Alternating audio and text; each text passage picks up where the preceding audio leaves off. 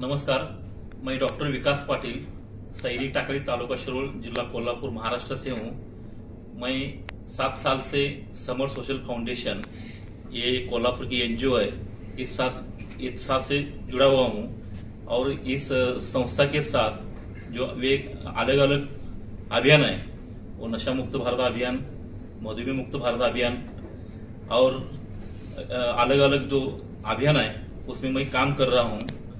जो फॉर्मूले बनाए हैं वो फॉर्मूले के ऊपर मैं संस्था से काम करता हूँ और इसकी दखल मैं जिस संस्था में काम करता हूँ, मराठा सेवा संघ संभाजी ब्रिगेड महाराष्ट्र की एक संगठन है, उसने ली और मेरी राष्ट्रसंत तुकडोजी महाराज नशा मुक्त अभियान परिषद, उसको प्रदेश अध्यक्ष पर मेरी नियुक्ति की गई।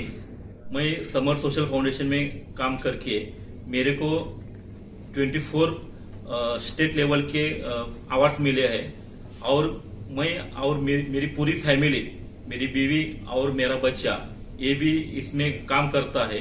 मेरे बच्चे को 18 साल होते हुए उसको राज्य स्तरीय स्टेट लेवल के 4 अवार्ड्स मिले हैं और मेरी बीवी को भी इस काम से काम करके अवार्ड मिला है।